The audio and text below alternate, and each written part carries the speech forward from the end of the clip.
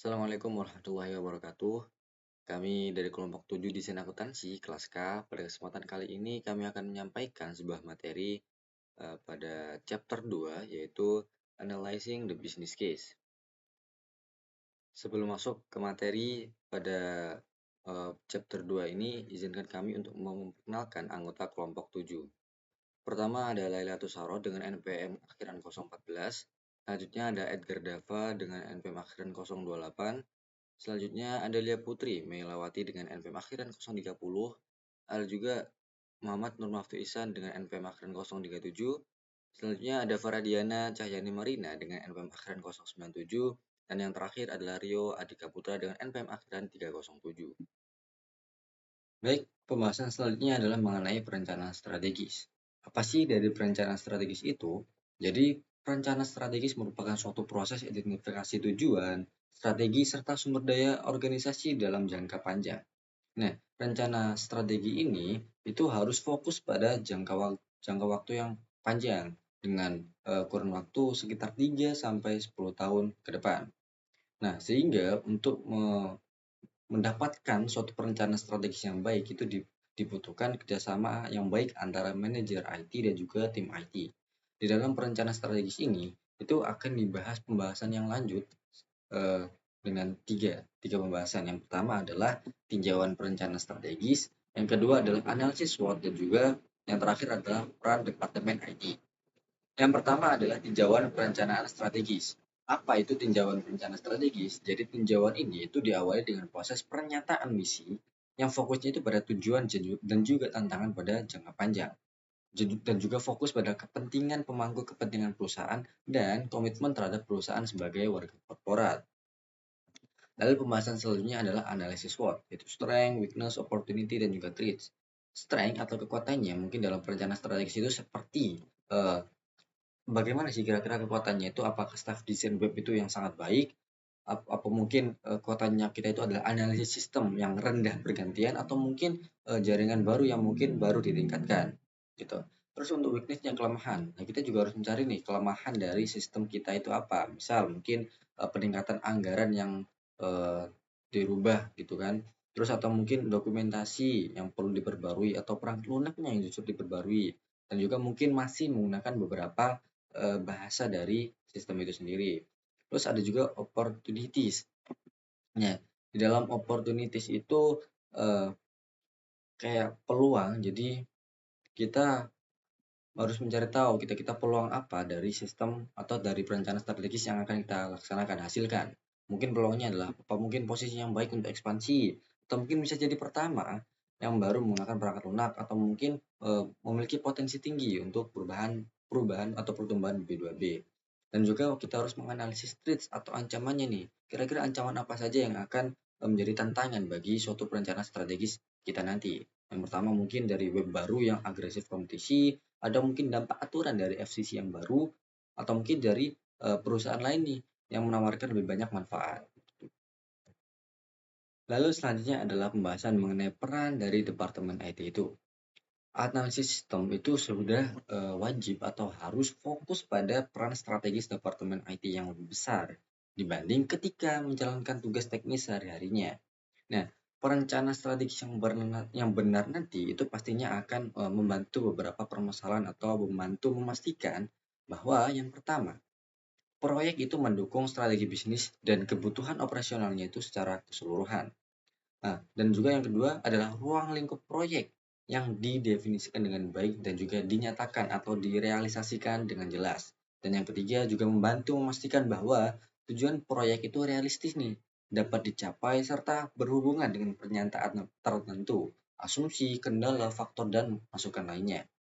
Nah, pengembangan sistem sekarang ini nantinya akan menggunakan pendekatan baru nih, yaitu Agile Methods yang melibatkan kelompok pengguna, manajer, serta staf IT. Selanjutnya adalah alat perencanaan strategis. Di dalam melakukan suatu analisis, pasti dibutuhkan beberapa peralatan nih. Nah, ada beberapa rekomendasi peralatan yang kebanyakan digunakan. Yang pertama adalah tabel Microsoft Word, yang digunakan untuk menyajikan struktur. Ada juga yang menggunakan spreadsheet seperti Excel, karena anggapannya adalah mudah dalam menampilkan prioritas dan juga kepentingan relatif dari asumsi perencanaan. Tetapi ada pendekatan yang lebih canggih nih, yaitu case atau case yang berfungsi dalam mendefinisikan serta mendokumentasikan lingkungan secara keseluruhan. Nah, peralatan tersebut itu bisa mengintegrasikan atau menghubungkan beberapa pernyataan, entitas, elemen data, serta model grafis ke struktur secara keseluruhan, yang nantinya itu menghasilkan output yang lebih baik, kualitas yang lebih baik, serta upaya yang lebih sedikit bagi analisis sistem. Nah, selain case, ada pun alat lainnya seperti peta pikiran, kartu skor berimbang, serta analisis kesenjangan. Sehingga peran penting bagi analisis sistem ialah mengetahui nih, kapan tiap alat tersebut itu dapat digunakan dan diterapkan dengan baik pada suatu proyek tertentu. Baik, selanjutnya pembahasan yaitu mengenai kasus bisnis. Jadi untuk melakukan peninjauan, analis itu harus bisa mempertimbangkan misi, tujuan, serta kebutuhan IT perusahaan secara keseluruhan. Di dalam sebuah kasus bisnis itu juga harus komprehensif nih, namun mudah untuk dipahami. Nah, kasus bisnis itu juga harus bisa menjelaskan proyek dengan jelas, memberikan justifikasi untuk melanjutkan, dan memperkirakan dampak finansial proyek. Secara khusus, kasus bisnis harus menjawab pertanyaan-pertanyaan berikut ini. Pertama, mengapa kita harus mengerjakan proyek ini? Kedua, tentang apa proyek ini? Ketiga, bagaimana solusi ini mengatasi masalah bisnis utama? Lalu berapa biayanya dan berapa lama waktu yang dibutuhkan. Terus harus bisa menjawab apakah kita akan mengalami kehilangan produktivitas selama masa transisi. Terus berapa laba atas investasi dan periode pengembalian modal. Apa resiko melakukan proyek, apa resiko jika tidak melakukan proyek. Bagaimana kita mengukur keberhasilan proyek serta mampu menjawab apa saja alternatif yang ada. Untuk materi selanjutnya, kita akan membahas tentang permintaan sistem. Permintaan sistem sendiri merupakan titik awal untuk sebagian besar proyek sistem informasi, di mana terdapat 6 alasan utama untuk permintaan sistem. Yang pertama yaitu kontrol yang lebih kuat. Kontrol ini untuk memastikan data aman serta akurat, dikarenakan hal ini menjadi faktor penting mengingat sekarang banyaknya pelanggaran data yang tampaknya terjadi setiap hari. Kontrol keamanan dapat berupa kata sandi, berbagai tingkat akses pengguna, dan juga enkripsi. Lalu yang kedua ada biaya yang dikurangi. Sistem yang ada pada saat ini mungkin dapat dikatakan mahal untuk mengoperasikannya. Dengan analisis biaya manfaat, mungkin menunjukkan bahwa sistem baru akan lebih hemat biaya dan juga memberikan dukungan yang lebih baik untuk tujuan jangka panjang. Lalu yang ketiga ada informasi lebih lanjut. Dalam menghadapi persaingan yang ketat dan juga siklus pengembangan produk yang cepat, manajer memerlukan informasi terbaik untuk membuat keputusan tentang perencanaan, perancangan, dan juga pemasaran produk layanan baru. Yang keempat yaitu ada kinerja yang lebih baik. Keterbatasan kinerja juga terjadi ketika sistem yang dirancang untuk konfigurasi perangkat keras tertentu menjadi usang ketika perangkat keras baru diperkenalkan. Lalu yang kelima ada layanan yang lebih baik. Permintaan sistem ditujukan untuk meningkatkan layanan kepada pelanggan atau pengguna di dalam perusahaan. Misalnya, memungkinkan investor reksadana untuk memeriksa saldo akun mereka di situs web. Yang terakhir yaitu ada dukungan lebih banyak untuk produk serta layanan baru. Produk dan layanan baru seringkali memerlukan jenis atau memerlukan tingkat dukungan TI dan juga kemungkinan besar dukungan TI ini akan ditambah jika diperlukan. Untuk slide selanjutnya, di sini saya akan membahas tentang faktor-faktor yang mempengaruhi proyek sistem. Faktor di sini dibagi menjadi dua, yaitu faktor eksternal dan juga faktor internal. Baik, yang pertama yaitu ada faktor internal. Di sini terdapat 6 faktor. Yang pertama yaitu rencana strategis. Rencana strategis di sini untuk menetapkan arah perusahaan untuk menciptakan iklim yang menguntungkan bagi perusahaan TI yang meluas ke seluruh organisasi. Lalu yang kedua yaitu ada manajer tinggi. Manajer puncak biasanya memulai proyek berskala besar sebagai bentuk hasil dari tujuan bisnis strategis yang memerlukan sistem TI baru. Yang ketiga ada permintaan pengguna. Karena pengguna lebih mengandalkan sistem informasi Untuk menjalankan pekerjaan mereka, mereka cenderung meminta lebih banyak layanan dan dukungan dari TI. Yang keempat yaitu ada Departemen Teknologi Informasi. Anggota staf TI sering membuat rekomendasi berdasarkan pengetahuan mereka tentang operasi bisnis dan juga tren teknologi. Lalu yang kelima ada sistem dan data yang ada. Kesalahan maupun masalah dalam sistem yang ada dapat memicu permintaan untuk proyek sistem saat bermigrasi ke sistem baru perencanaan TI, di mana mereka harus merencanakan konversi data yang ada. Faktor yang terakhir yaitu ada keuangan perusahaan. Jika perusahaan sedang mengalami masa sulit, proyek dapat ditunda hingga ada lebih banyak uang tunai yang tersedia untuk membiayai upaya tersebut. Dan di sisi lain, jika perusahaan menikmati keberhasilan finansial, keputusan untuk memulai proyek baru mungkin akan lebih mudah dibuat. Yang kedua yaitu ada faktor eksternal. Terdapat 6 faktor pada faktor eksternal. Yang pertama yaitu teknologi. Perubahan teknologi merupakan kekuatan utama yang mempengaruhi bisnis serta masyarakat secara umum. Lalu yang kedua ada pemasok. Dengan pertumbuhan pertukaran data elektronik atau AGI, hubungan dengan pemasok menjadi sangat penting. Lalu yang ketiga ada pelanggan. Banyak perusahaan menerapkan sistem manajemen hubungan pelanggan atau CRM yang mengintegrasikan semua peristiwa dan transaksi yang terkait dengan pelanggan, termasuk aktivitas pemasaran, penjualan, serta pelayanan pelanggan. Yang keempat yaitu ada pesaing.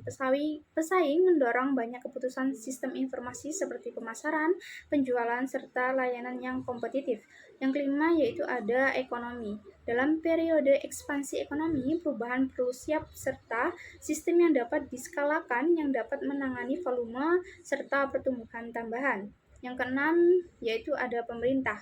Peraturan pemerintah federal, negara bagian serta lokal secara langsung mempengaruhi desain sistem informasi perusahaan. Untuk slide selanjutnya yaitu saya akan membahas tentang memproses permintaan sistem. Sebagian organisasi menugaskan tanggung jawab untuk mengevaluasi permintaan sistem kepada sekelompok manajer serta pengguna utama yang biasanya disebut sebagai komite peninjau sistem maupun komite sumber daya komputer. Pada proses permintaan sistem terdapat 3 proses. Yang pertama yaitu formulir permintaan sistem. Formulir yang dirancang dengan baik akan memperlancar proses permintaan serta memastikan konsistensi. Untuk langkah-langkahnya yaitu yang pertama, formulir akan dikirim secara elektronik karena formulir tersebut dapat diproses secara otomatis. Lalu yang kedua, analisis sistem manajemen TI akan memeriksanya untuk menentukan sumber daya TI sebagai investigasi awal. Lalu langkah yang terakhir yaitu tim akan melakukan peninjauan serta menyiapkan permintaan untuk mendokumentasikan pekerjaan tersebut. Lalu langkah yang kedua yaitu alat permintaan sistem. Bila jumlah permintaan yang dikirimkan melalui formulir otomatis menjadi signifikan atau jika permintaan dapat berasal dari sumber internal maupun sumber pelanggan eksternal, alat permintaan sistem tujuan khusus dapat digunakan untuk membantu mengelola alur kerja. Yang terakhir yaitu ada komite peninjauan sistem. Sebagian besar perusahaan besar menggunakan komite peninjauan sistem untuk mengevaluasi permintaan sistem mereka. Alih-alih mengandalkan satu orang saja, pendekatan komite menyediakan berbagai pengalaman serta pengetahuan. Baik, di sini saya akan menjelaskan terkait menilai kelayakan sebuah permintaan. Sebuah permintaan dalam sistem ini harus melewati beberapa uji untuk menentukan apakah layak untuk dilanjutkan lebih jauh. Dalam hal ini, langkah pertama adalah yaitu mengidentifikasi dan menyaring permintaan sistem yang tidak layak. Sebagai contoh misalnya yaitu sebuah permintaan tidak akan layak jika membutuhkan perangkat keras atau perangkat lunak yang sudah ditolak oleh perusahaan. Untuk selanjutnya yaitu alternatif yang lebih baik mungkin adalah mengunduh data server ke paket perangkat lunak berbasis komputer pribadi dan menunjukkan kepada pengguna cara mengajukan laporan mereka itu sendiri. Namun dalam hal ini jika permintaan tersebut melibatkan sistem baru, atau perubahan besar, diperlukan pencarian fakta yang menyelidikan yang luas dalam bentuk studi kelayakan. Selanjutnya yaitu terdapat studi kelayakan. Studi kelayakan ini menggunakan 4 tolak ukur utama untuk mengukur sebuah proposal di mana terdapat kelayakan operasional, kelayakan ekonomi, kelayakan teknis, dan kelayakan jadwal. Berikut merupakan penggambaran dari studi kelayakan, di mana yang paling atas tersebut yaitu operasional. Dalam operasional ini terdapat sebuah pertanyaan yang mana yaitu apakah sistem tersebut akan mudah dipelajari dan digunakan. Selanjutnya pada sisi kanan yaitu terdapat ekonomi. Pada studi kelayakan ekonomi ini terdapat sebuah pertanyaan yaitu di mana apakah manfaatnya akan melebihi biayanya. Selanjutnya terdapat jadwal. Jadwal ini memiliki suatu pertanyaan yaitu di mana bisakah kita menyelesaikannya tepat waktu terkait studi kelayakan ini. Selanjutnya yaitu terdapat yang paling bawah yaitu teknikal atau teknik studi kelayakan teknis, di mana terdapat sebuah pertanyaan yaitu apakah kita memiliki sumber daya teknologi yang diperlukan. Setelah itu terdapat yang namanya menetapkan prioritas. Setelah menolak permintaan sistem yang tidak layak, Komite Tinjauan Sistem harus menetapkan prioritas untuk item-item yang tersisa. Jika alat yang digunakan sebagai bagian dari proses tinjauan, permintaan mungkin sudah berada dalam urutan yang sebagian atau sepenuhnya terurut. Prioritas tertinggi diberikan kepada permintaan proyek yang memberikan manfaat besar dengan biaya terendah dalam waktu pendek, namun banyak faktor yang mempengaruhi evaluasi proyek. Setelah menetapkan prioritas, maka terdapat yang namanya prioritas dinamis. Prioritas dinamis ini penting untuk dicatat bahwa banyak proyek yang bersifat dinamis. Misalnya yaitu proyek mengadopsi metodologi Agile cenderung mengalami perubahan cepat sepanjang siklus pengembangan sistem. Perubahan ini dapat menyebabkan prioritas permintaan juga berubah. Sebagai contoh yaitu seperti biaya akuisisi mungkin meningkat seiring waktu membuat proyek menjadi lebih mahal dari yang diperkirakan. Ini dapat mempengaruhi kelayakan ekonomi yang dari sejumlah permintaan. Terdapat beberapa faktor yang mempengaruhi prioritas. Saat menilai prioritas proyek, seorang analis sistem harus mempertimbangkan hal-hal berikut, yaitu di mana apakah sistem yang diusulkan akan mengurangi biaya, di mana, kapan, bagaimana, dan seberapa besar pengurangan biayanya. Selanjutnya, apakah sistem akan melayani pelanggan dengan lebih baik. Selanjutnya yaitu terdapat bisakah proyek diimplementasikan dalam jangka waktu yang wajar dan berapa lama hasilnya akan bertahan. Yang terakhir yaitu apakah sumber daya finansial, manusia, dan teknis yang diperlukan tersedia. Selanjutnya terdapat yang namanya proyek diskresioner dan proyek non-diskresioner. Proyek ini di mana manajemen memiliki pilihan untuk melaksanakannya disebut proyek diskresioner. Sedangkan proyek di mana tidak ada pilihan untuk tidak melakukannya disebut proyek non-diskresioner. Di mana membuat laporan baru untuk pengguna adalah contoh proyek diskresioner dan menambahkan laporan yang diwajibkan oleh undang-undang federal baru adalah contoh proyek non-diskresioner. Oke, selanjutnya yaitu penyelidikan pendahuluan, yaitu di mana analis mengumpulkan fakta tentang masalah atau peluang, lingkup dan batasan proyek, manfaat proyek, serta estimasi waktu dan biaya pengembangan. Produk akhir dari penyelidikan pendahuluan ini adalah laporan kepada manajemen. Yaitu yang pertama terdapat perencanaan penyelidikan pendahuluan, di mana sebuah proyek sistem ini seringkali menghasilkan perubahan signifikan dalam operasi perusahaan. Berikut ini contoh dari modal penyelidikan pendahuluan, yaitu yang terdapat problem or opportunity, yaitu di mana terdapat masalah atau peluang. Selanjutnya terdapat benefit, yaitu manfaat. Selanjutnya terdapat estimasi waktu dan biaya, yaitu terus selanjutnya terdapat lingkup dan batasan proyek. Masih berkaitan dengan penyelidikan pendahuluan, yaitu yang kedua itu terdapat melakukan penyelidikan pendahuluan, yaitu selama penyelidikan pendahuluan seorang analis sistem biasanya mengikuti serangkaian langkah prosedur yang tepat bergantung pada sifat permintaan, ukuran proyek, dan tingkat urgensinya. Terdapat langkah-langkah dalam melakukan penyelidikan pendahuluan, yaitu langkah pertama yaitu memahami masalah atau kesempatan, di mana teknik populer untuk menyelidiki penyebab dan efek disebut dengan diagram tulang ikan yang tertera pada layar PPT.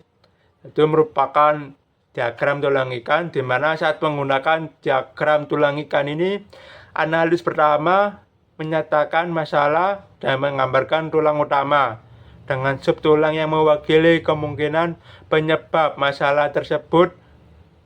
Masalahnya adalah yaitu moral yang rendah, dan analis telah mengidentifikasi 4 area untuk diselidiki, yaitu terkait lingkungan, orang, manajemen, dan mesin.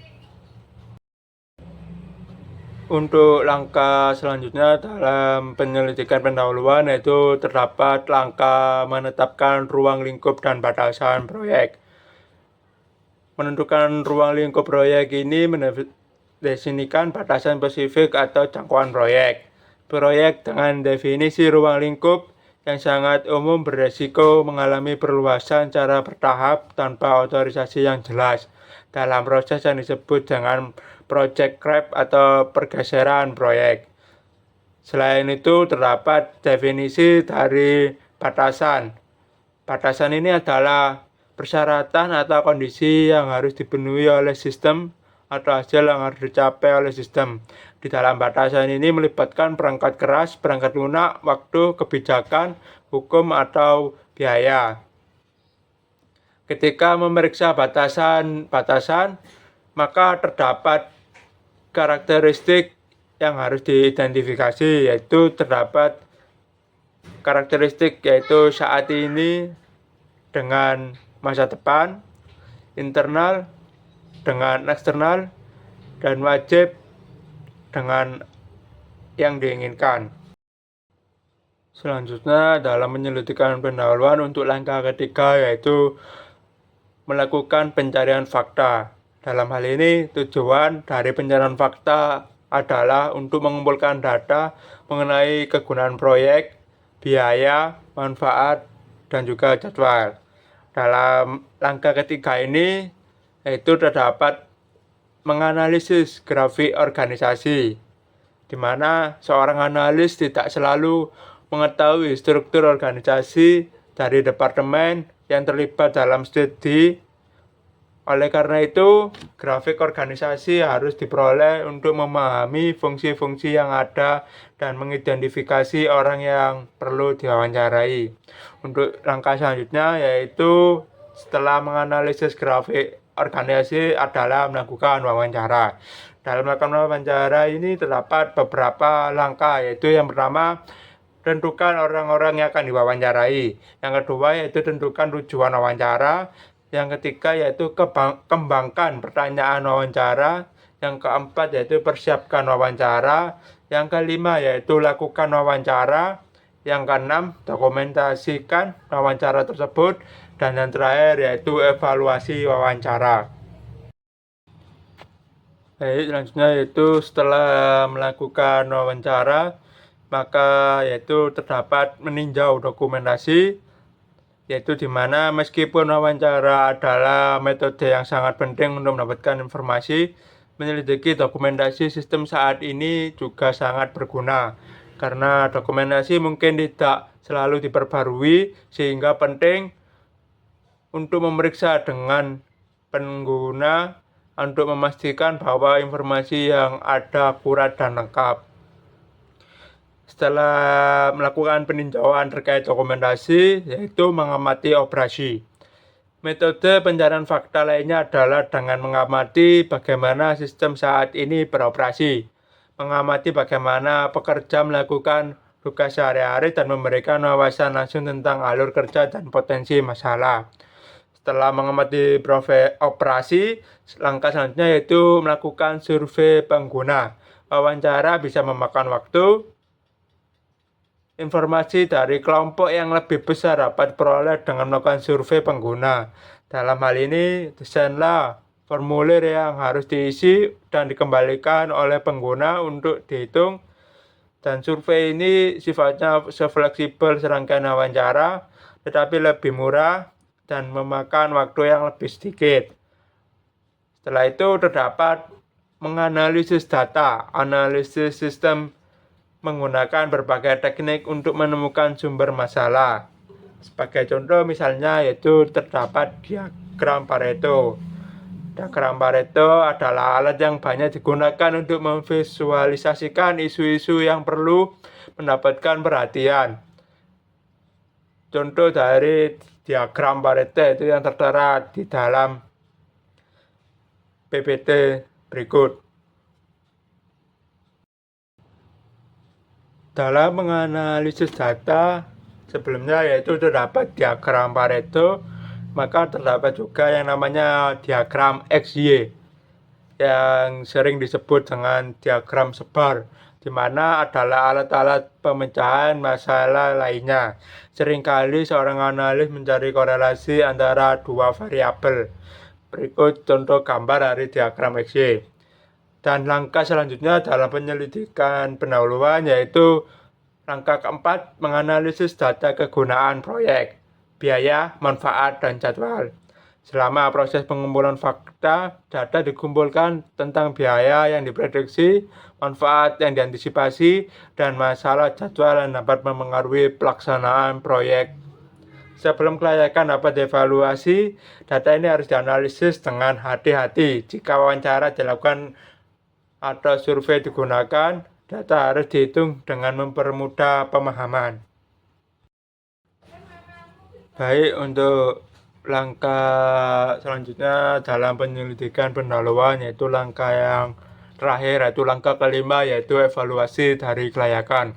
Pada tahap ini, masalah atau peluang telah dianalisis, cakupan proyek dan batasannya telah didefinisikan, dan pengumpulan fakta telah dilakukan untuk mengevaluasi kegunaan proyek, biaya, manfaat, dan batasan waktu. Dalam langkah ini terdapat beberapa kelayakan yang dievaluasi, yaitu kelayakan pertama, kelayakan operasional, yaitu di mana pengumpulan fakta harus mencakup tinjauan terhadap kebutuhan, persyaratan, dan harapan pengguna. Ketika data dianalisis, carilah area yang mungkin menimbulkan masalah bagi pengguna, sistem, dan bagaimana masalah tersebut dapat diatasi. Selanjutnya terdapat kelayakan ekonomis, di mana dengan menggunakan data, mengumpulkan fakta, alat analisis keuangan dapat diterapkan untuk menilai kelayakan. Data, biaya, manfaat akan menjadi faktor penting yang harus dipertimbangkan oleh manajemen. Untuk kelayakan selanjutnya yaitu kelayakan teknis, di mana data pengumpulan fakta harus mengidentifikasi sumber daya perangkat keras, perangkat lunak, dan jaringan yang diperlukan untuk mengembangkan, menginstal, dan menjalankan sistem. Dengan data ini, daftar periksa dapat dibuat untuk menyoroti biaya dan masalah teknis jika ada. Selanjutnya terdapat kelayakan jadwal. Kelayakan jadwal ini di mana data pengumpulan fakta harus mencakup harapan pemangku kepentingan terkait waktu dan tanggal penyelesaian yang dapat diterima. Seperti yang disebutkan sebelumnya, yaitu seringkali terdapat trade-off antara jadwal proyek dan biayanya. Misalnya, memperpendek jadwal proyek mungkin memungkinkan, tapi hanya jika anggaran ditingkatkan untuk menambah personel tambahan. Baik, Dalam kesimpulan penyelidikan pendahuluan, di mana tugas terakhir dari penyelidikan pendahuluan adalah menyusun ringkasan hasil dan rekomendasi yang kemudian disampaikan kepada manajemen melalui laporan atau presentasi, baik laporan tertulis maupun presentasi lisan, yang mana mencerminkan pentingnya keterampilan komunikasi yang baik bagi analis sistem. Laporan tersebut harus mencakup evaluasi terhadap permintaan sistem, estimasi biaya dan manfaat, serta alasan untuk tindakan yang diusulkan, yang meliputi ringkasan permintaan proyek dan rekomendasi yang spesifik. Format laporan penyelidikan pendahuluan ini dapat bervariasi sesuai kebutuhan. Baik, sekian presentasi dari kami kelompok 7. Mohon maaf apabila ada salah kata maupun pengucapan dalam pemaparan. Selamat siang. Wassalamualaikum warahmatullahi wabarakatuh.